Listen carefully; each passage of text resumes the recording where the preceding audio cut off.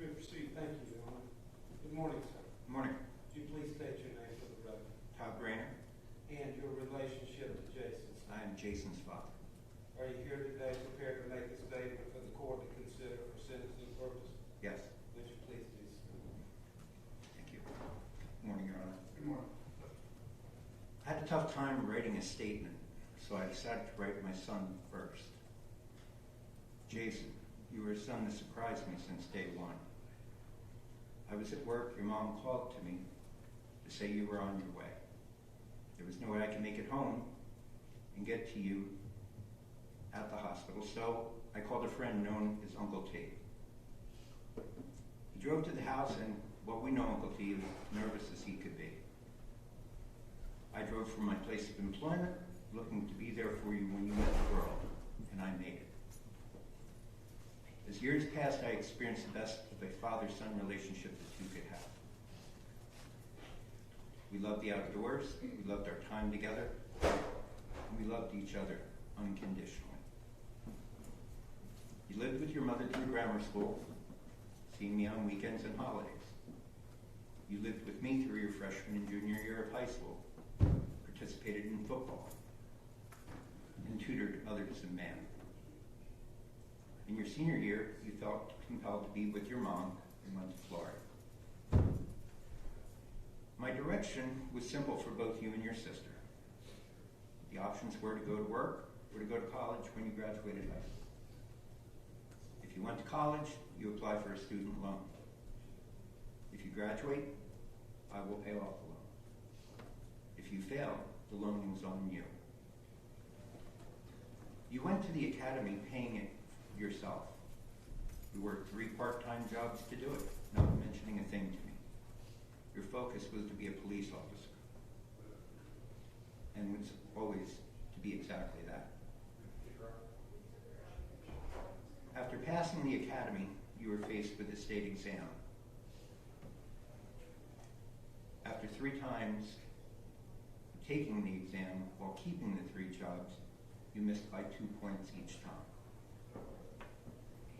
You wanted to admit defeat and suggested you were going to join the Marines. This was unacceptable to me. Not that you wanted to stand for the U.S. and serve our country, but you were giving up on your dream. After a conversation between you and I, you made the decision to go back through the academy. You passed the state exam the first time with no issue. You've been honored with certificates of merit for helping those in need in Port Orange, preventing suicide.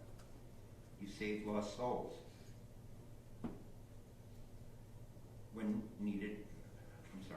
You saved lost souls by when needed, and more importantly, providing compassion and emotional support to all who have made contact with you.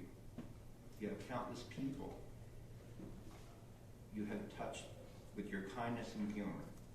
A son that every dad would be proud to say, that's my son. Judge Zambrano, there's no way, unless one has walked in our shoes, to convey the hurt that has been inflicted on our family and those that knew Jason. For me, it involves counseling, sleepless nights, antidepressants. My live and let live attitude, wishing all humanity all they deserve, is gone. The definition of equality has been changed to hate for all that preach it, as most of them are nothing more than haters. They look for no peace or equality, only a reason to hate. Peace is an easy path. Hate takes conscientious effort. During the trial, I was approached by a woman who I assume was the defendant's mother. Her comment to me was, "I know this means little, but I'm truly sorry." To that I said, "Thank you." And after that encounter, as we passed in the hallway in the morning, we often said good morning to each other.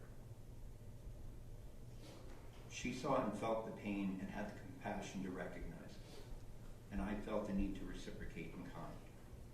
Small words, but it showed neither of us had hate for each other. When one speaks emotionally or wear your heart on your sleeve, more times than not, it shows one's real self. The social activities and comments lived and made by the defendant, which were not allowed at trial, would only add to the defendant and what his true heart is. I'm angered at the statement of passed versus died by the defendant's attorneys. It showed no class. It showed lack of ignorance. It showed ignorance and lack of compassion. I'm insulted that the pigs was used by the defendant, knowing exactly what it meant. But when asked what it meant under oath, the defendant lied and produced some definition of people who don't see me as a human. Humans do not kill humans because they're asked, do you live here, or to sit down? So seeing him as a human would only be a facade. The defendant is not a human. He has proved this on his own.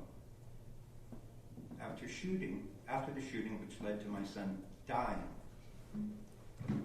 by the decision of the defendant, he showed his true compassion by standing over my son and said, fuck that guy. Never called 911. Never called anyone to call 911 for him. When I was asked about capital punishment by the state, I had to think about this. Families and children outside of my family were to be considered. It took me a while to wrestle with this internally, but I felt it was to be left to a jury of 12.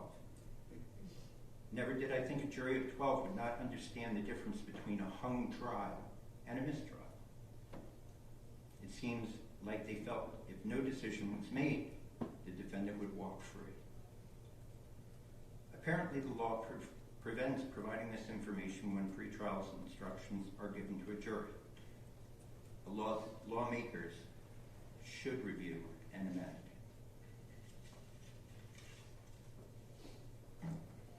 I asked many officers working today, and by every definition of and what they do, day in and day out, Jason was doing his job legally. There's an injustice here, Judge Zambrano, one we all must live with. I'm requesting you to correct the wrong and issue the sentence of 30 years with no eligibility of parole. Conceal carrying a handgun with no license to intentionally killing my son. The defendant shows no remorse pre or post verdict and is a danger to society, filled with hate with others, regardless of race, religion, or occupation.